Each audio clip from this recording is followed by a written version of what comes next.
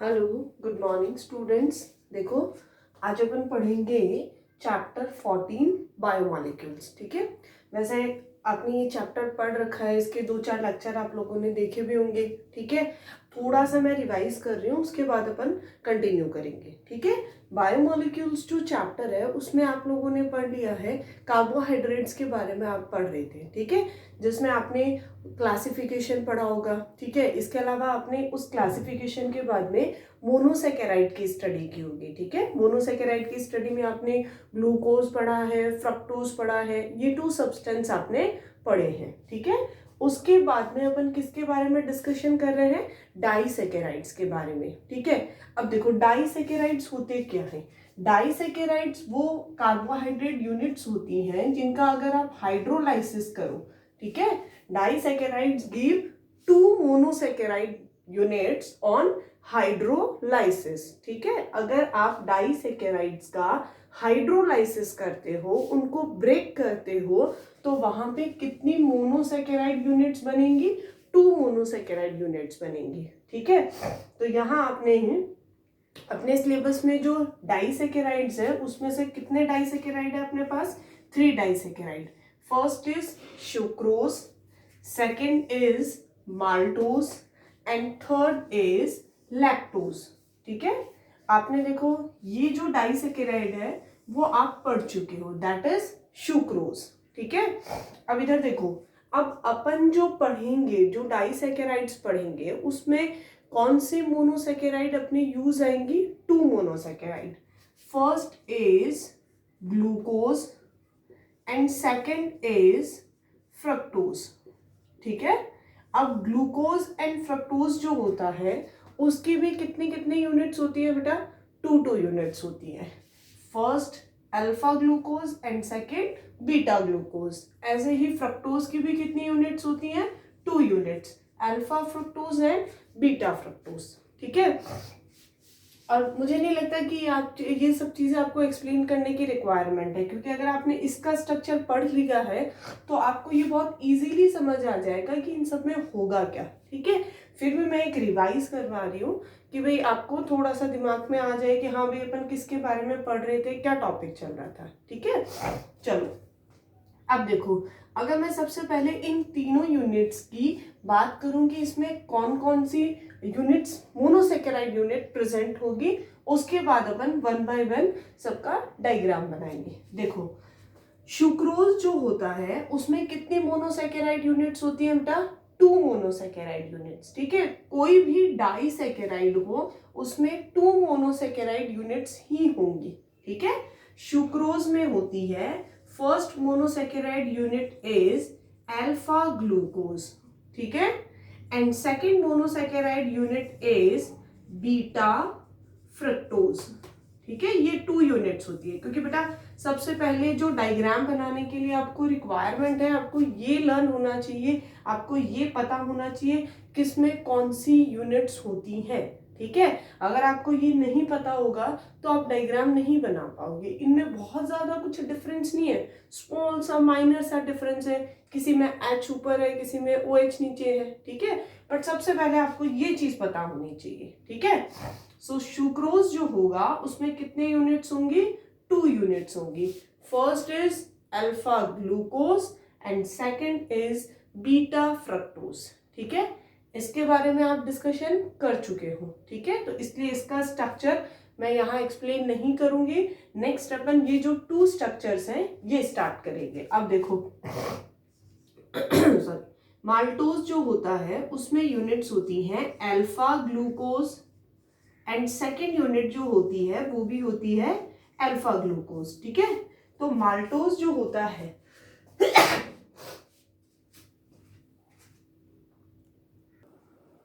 देखो, माल्टोज जो होगा उसमें 2 यूनिट्स होंगे, alpha glucose and second unit is also alpha glucose. ठीक है। अब इसमें दोनों यूनिट अल्फा ग्लूकोज की ही होंगी। ठीक है। ये याद रखने वाली चीजें हैं। सुक्रोज में कौन सी यूनिट होगी? Alpha glucose and beta fructose. Maltose में कौन सी यूनिट होगी? अल्फा ग्लूकोज मीन्स दोनों यूनिट किसकी होंगी? ग्लूकोज की होंगे, और वो भी कौन सी यूनिट? Alpha units. ठीक है।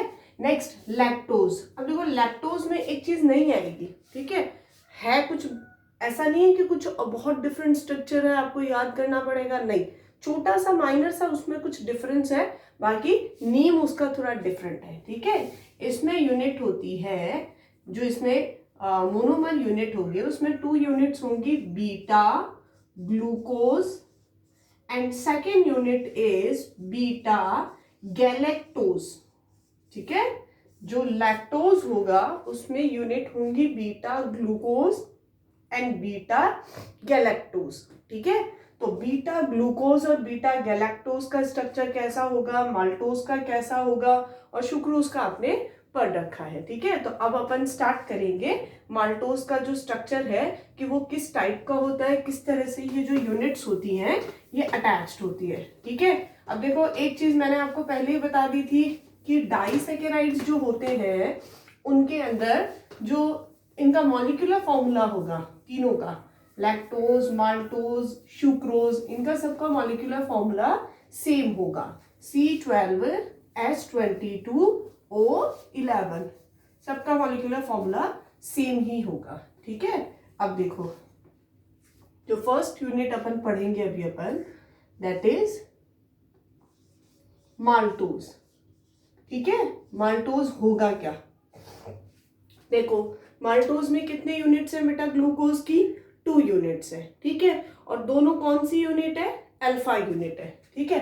तो पहले तो देखो अपन दोनों ग्लूकोज की यूनिट्स का स्ट्रक्चर बनाएंगे, ठीक है। सबको पता है ग्लूकोज की यूनिट का स्ट्रक्चर क्या होगा, फर्स्ट कार्बन पे क्या होगा, कौन सी यूनिट बना रहे हैं बेटा अपन, अल्फा यूनिट ना। तो अल्फा यूनिट में आपको पता है OH कौन सी डायरेक्शन में होता है, राइट हैंड डायरेक्शन में, और OH राइट हैंड में और H लेफ्ट हैंड में होगा, तो OH कहाँ आएगा, नीचे की तरफ, और H कहाँ आएगा, ऊपर की तरफ, ठीक है। तो फर्स्ट कार्बन पे H and OH, on second carbon H OH, third carbon पे ऊपर OH होगा और नीचे H होगा, ठीक है। नेक्स्ट इधर होगा H, इधर OH, और फिफ्थ कार्बन पे second, third, fourth and fifth, अंदर की तरफ H और ऊपर CH2OH, सिक्स्थ कार्बन, ठीक है। मुझे नहीं लगता कि इसका स्ट्रक्चर आपको बताने की जरूरत है, अपन पढ़ चुके हैं बहुत बार, ठीक है। फिर भी दोबारा देख लो, ये वाला इसका स्ट्रक्चर होता है, ठीक है। कौन सी यूनिट है बेटा, ये अल्फा ग्लूकोज, ठीक है। चलो अब इसके अंदर माल्टोज में कितनी मोनोसैकेराइड यूनिट्स थी, 2 मोनोसैकेराइड, और दोनों में क्या था, अल्फा ग्लूकोज। तो मेन सेकेंड यूनिट भी अपन को किसकी बनानी है, अल्फा ग्लूकोज की ही बनानी है। First carbon, second carbon, third carbon, fourth and fifth. First carbon पे वही अल्फा है तो H and OH, then H and OH, then OH and H, then H, OH, then H and CH2OH, that is sixth carbon, ठीक है।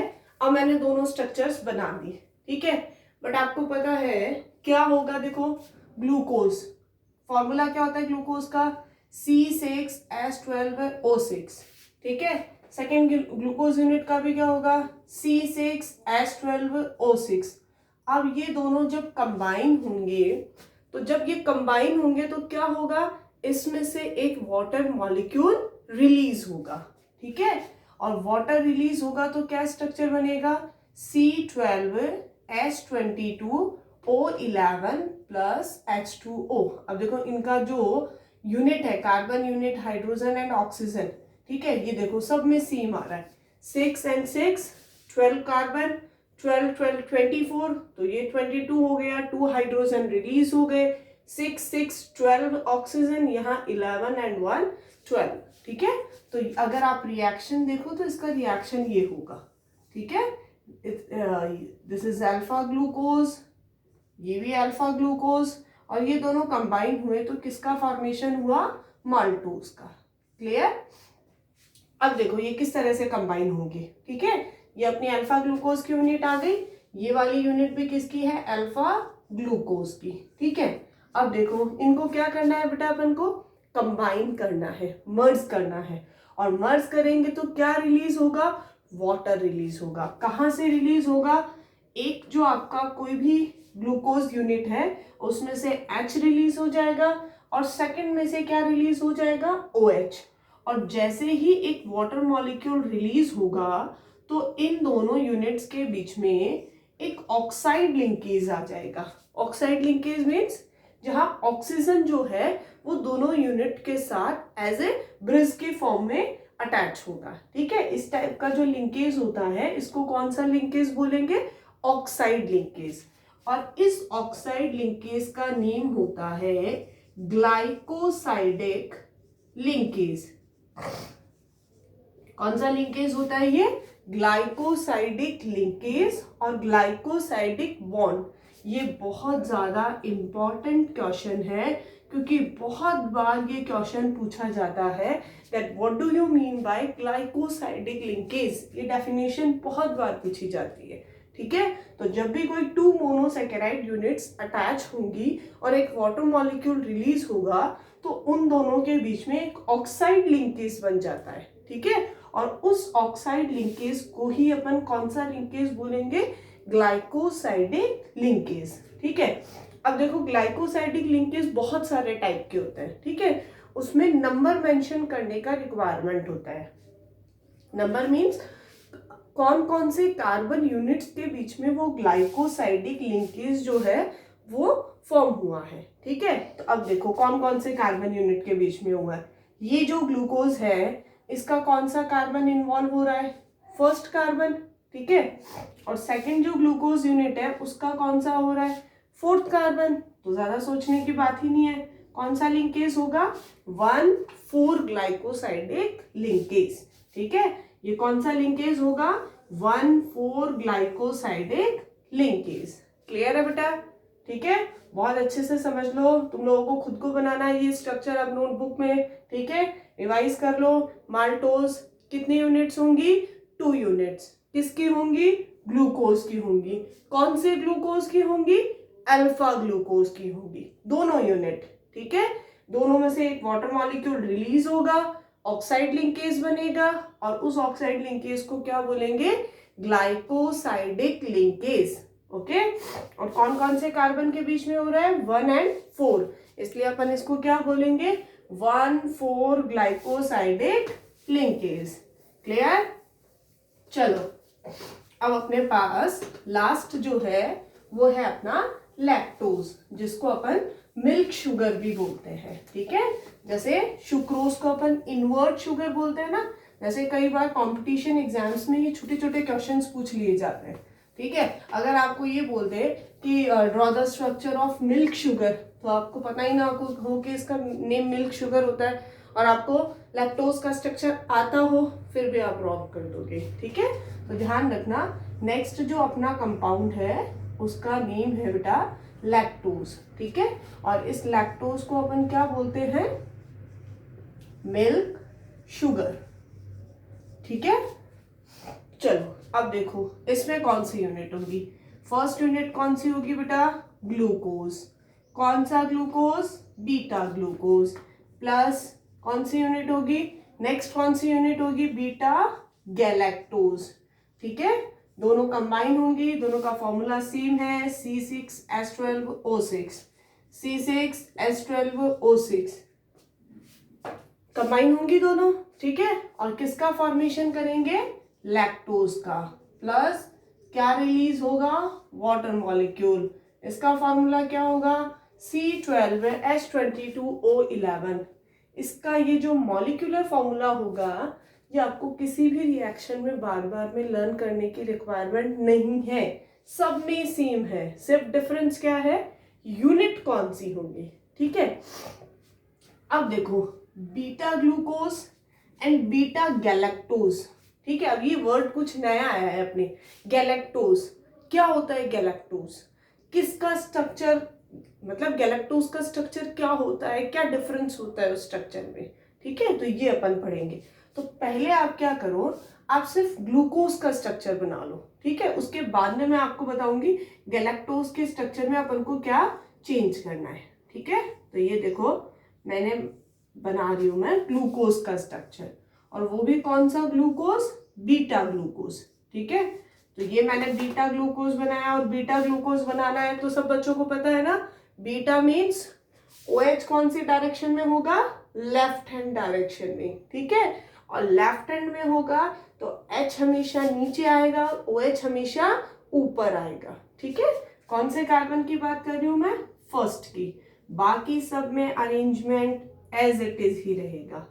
ठीक है, तो यहाँ OH ऊपर H नीचे, बाकी सब same, H OH OH H H OH H and CH2OH, carbon number 6। ठीक है, नेक्स्ट देखो, इस यूनिट को देखें अपन 1 2 3 4 एंड 5।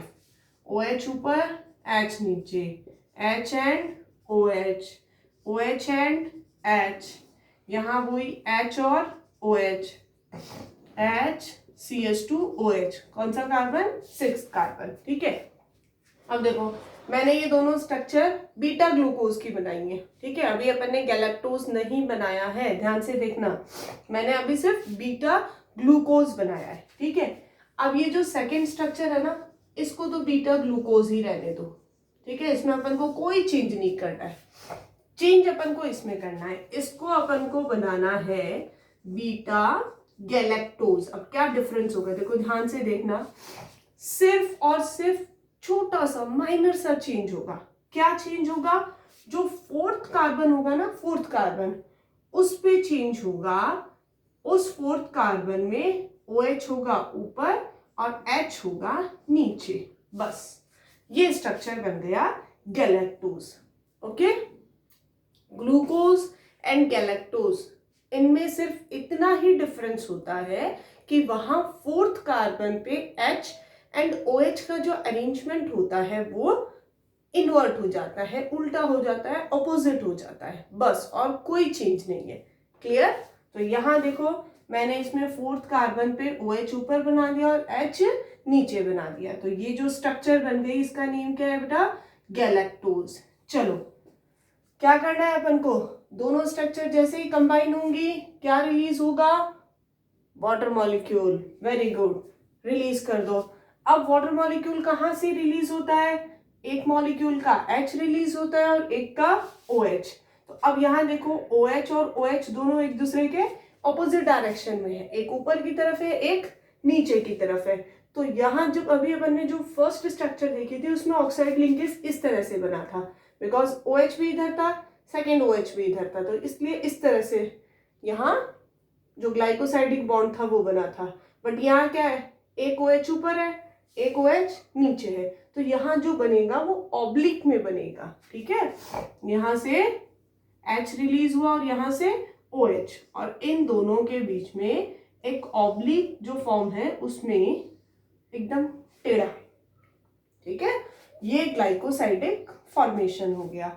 अब ये जो ग्लाइकोसाइडिक बॉन्ड है, फिर से देखो कौन कौन सा यूनिट, कौन कौन सी कार्बन यूनिट यहाँ पर कंबाइन हो रही है या इन्वॉल्व हो रही है उस बॉन्ड में, फर्स्ट एंड फोर्थ। ठीक है, तो यहाँ कौन सा ग्लाइकोसाइडिक लिंकेज होगा, 1,4 ग्लाइकोसाइडिक लिंकेज।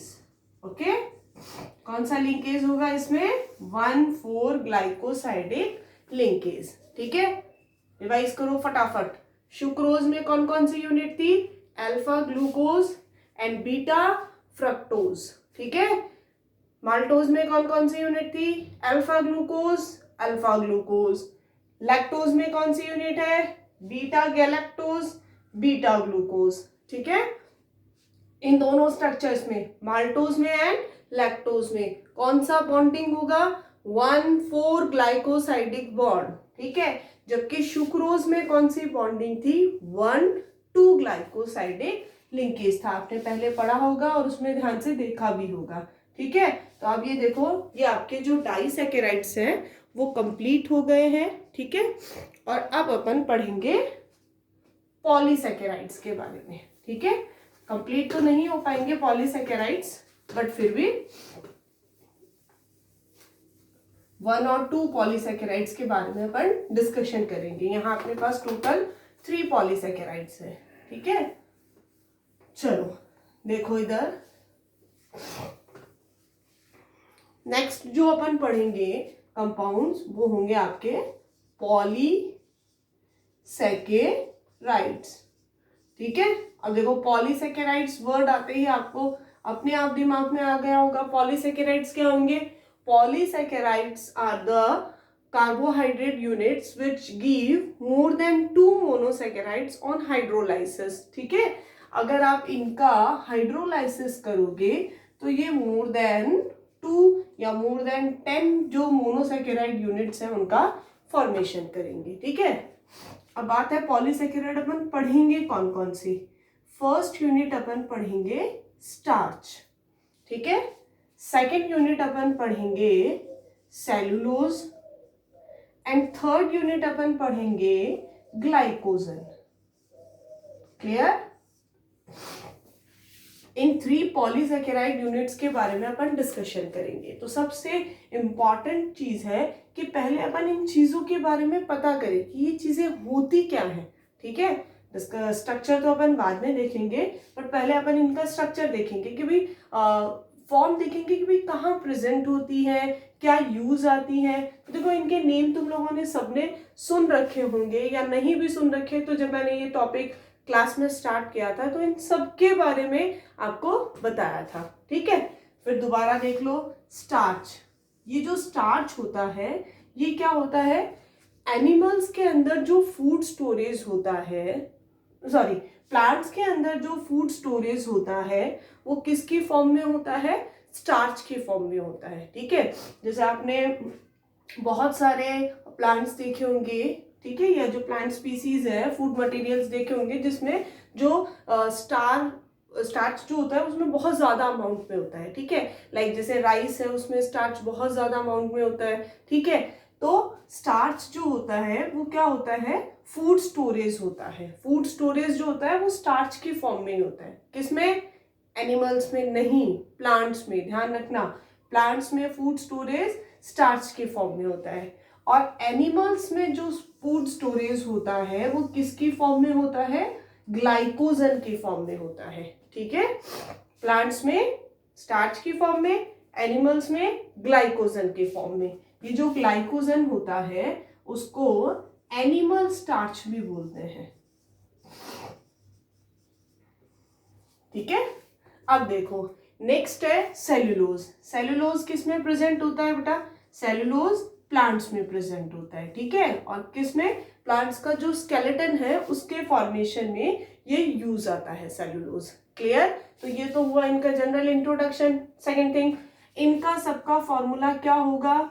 C6H10O5, और इसके कितने यूनिट्स? N।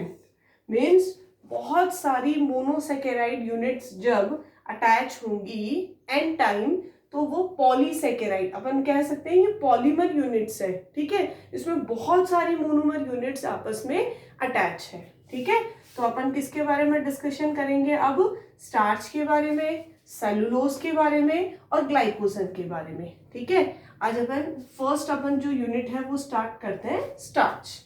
ठीक है, अब देखो स्टार्च क्या होता है, कितने टाइप का होता है, क्या उसका स्ट्रक्चर होता है, वो सारी चीजें अपन यहाँ पे देखेंगे। ठीक है, चलो फर्स्ट यूनिट देखो।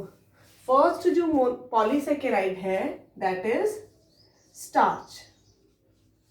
ठीक है, अब देखो ये जो स्टार्च होता है इसके 2 पार्ट्स होते हैं। ठीक है, ध्यान से देखना, ये थोड़ा सा लेंदी है, बाकी जो 2 यूनिट्स हैं उसमें बहुत इजी है, बहुत छोटा छोटा है। ठीक है, बस थोड़ा सा ये थोड़ा सा बड़ा है। स्टार्च के 2 पार्ट्स होते हैं। First part is amylose. जो उसका फर्स्ट पार्ट होता है उसको अपन बोलते हैं एमाइलोज। ठीक है, और जो सेकेंड पार्ट होता है उसका नेम होता है एमाइलोपेक्टिन। ठीक है, इसको अल्फा पार्ट और इसको बीटा पार्ट भी बोलते हैं। ठीक है, फर्स्ट पार्ट कौन सा होगा?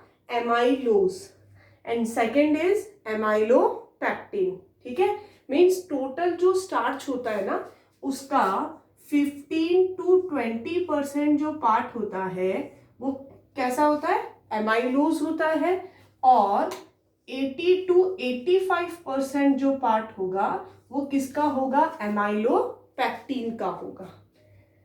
ठीक है, तो फर्स्ट डिफरेंस इसमें ये हुआ।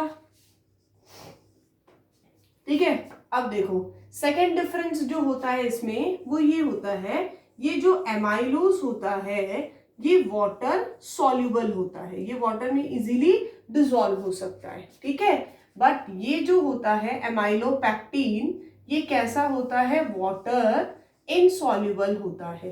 ठीक है, ये वाटर में इजीली डिसॉल्व नहीं हो सकता। ठीक है, बहुत अच्छे से लर्न करना है, इनको साथ साथ में लर्न करते जाओ। एमाइलोज स्टार्च के कितने पार्ट है, 2 parts, amylose and amylopectin.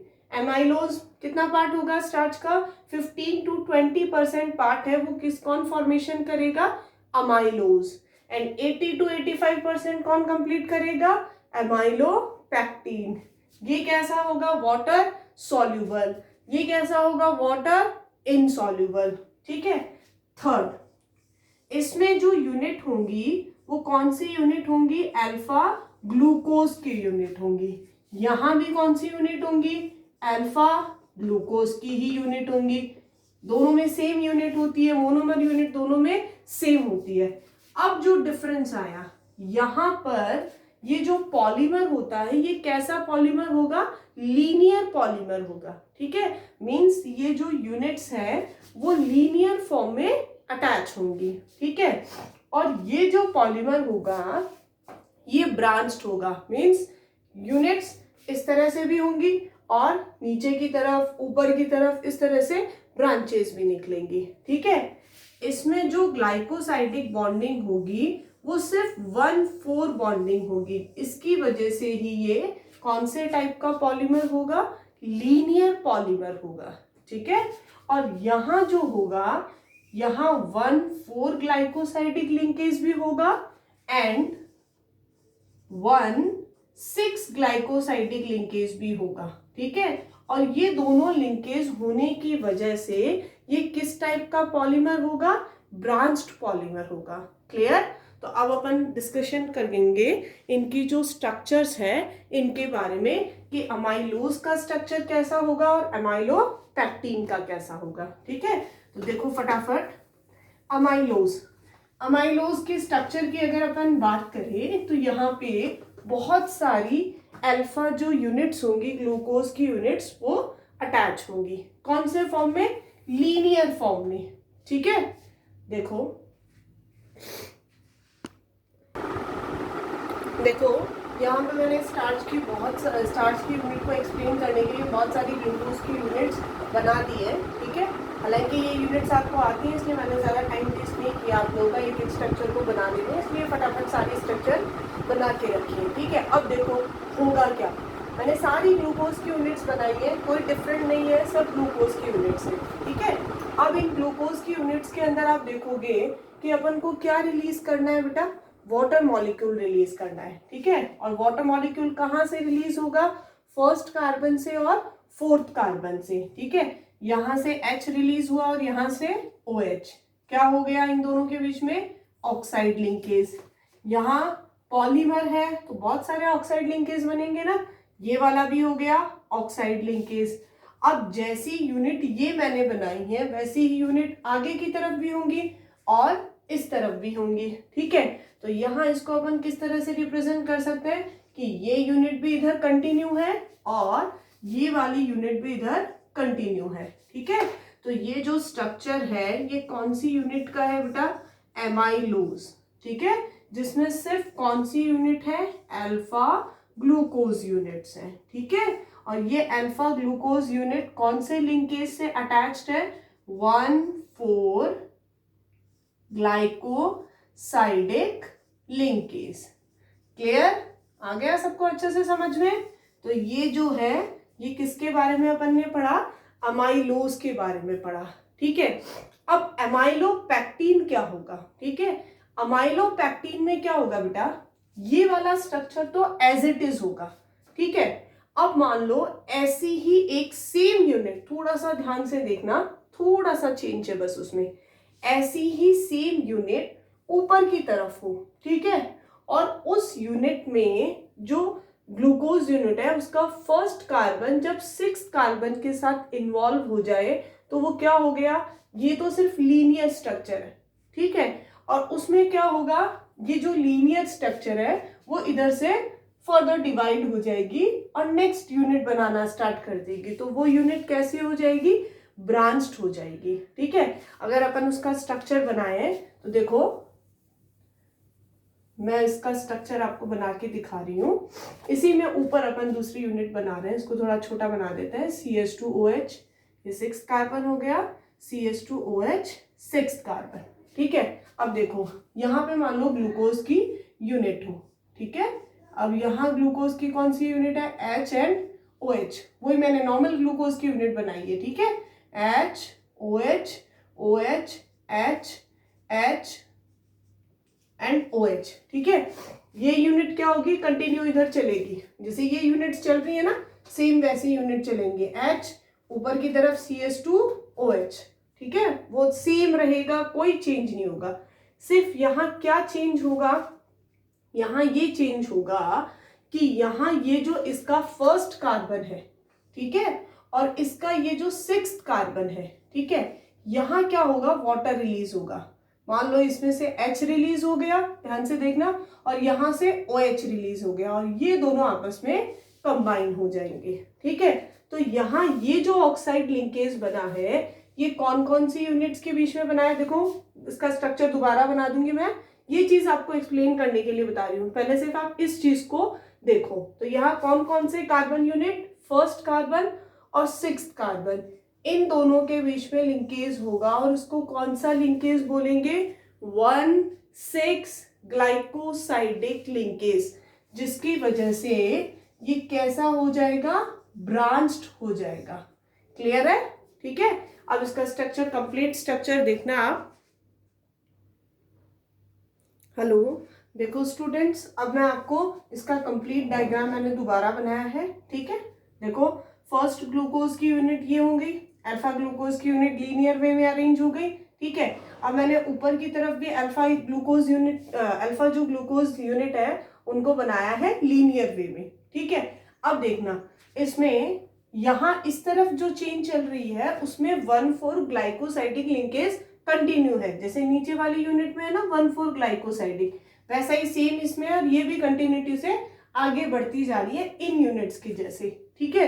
But इसमें डिफरेंस क्या होगा, जो फर्स्ट कार्बन है यहाँ ये इसके 6th कार्बन के साथ इन्वॉल्व होके कौन सा लिंकेज बनाएगा, 1,6 ग्लाइकोसाइडिक लिंकेज, ठीक है। मीनिंग ये जो स्ट्रक्चर होगा इसमें 2 टाइप का लिंकेज होगा, 1,6 glycosidic linkage and 1,4 glycosidic linkage, ठीक है। ये स्ट्रक्चर बड़ा जरूर है बट कुछ डिफरेंस नहीं है, वही सेम अल्फा ग्लूकोज की यूनिट्स लेनी है आपको और उनको इस तरह से लीनियर वे में अरेंज कर देना है। अमाइलोज में तो और अमाइलोपैक्टिन में ये लीनियर वाला जो होगा वो किसी भी एक रिंग से ऊपर ब्रांच्ड होकर 1,6 ग्लाइकोसाइडिक लिंकेज का फॉर्मेशन कर लेगा। ओके, तो आज अपन ने 2 तो डाइसैकेराइड यूनिट्स पढ़ी थी, लैक्टोज एंड माल्टोज, ठीक है। एंड फर्स्ट जो पॉलीसैकेराइड यूनिट है अमाइलोज एंड अमाइलोपैक्टिन, जो स्टार्च की यूनिट्स है उनके बारे में अपन ने डिस्कशन किया था, ठीक है। नेक्स्ट जो क्लास होगी उसमें अपन कार्बोहाइड्रेट जो है वो कंप्लीट कर लेंगे। ओके।